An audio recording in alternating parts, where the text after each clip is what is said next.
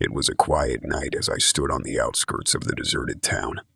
The moon shone brightly, illuminating the empty streets with its gentle glow. The town had long been abandoned, its once thriving community having moved on for various reasons. However, there was a local legend that intrigued me, a tale of a man named Edgar whose life had taken a tragic turn, leading him to be known as the Anguish Man.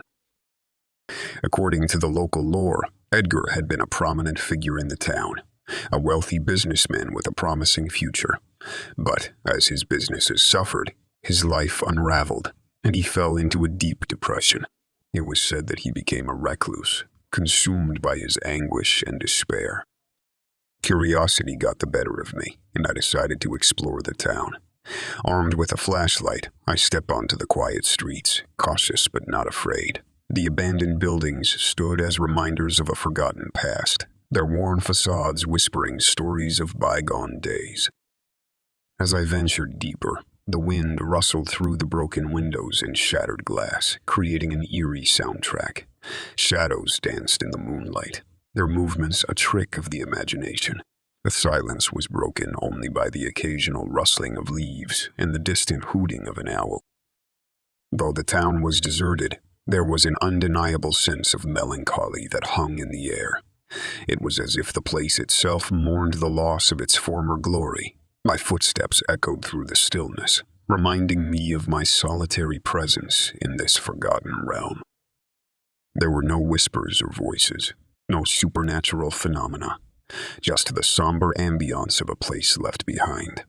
The legend of the Anguish Man seemed to be nothing more than a cautionary tale born out of tragic circumstances. As I explored the empty streets, I couldn't help but feel a deep sense of empathy for Edgar. His story, though embellished by time and imagination, struck a chord within me. It served as a reminder of the fragility of the human spirit and the toll that despair can take on a person's life.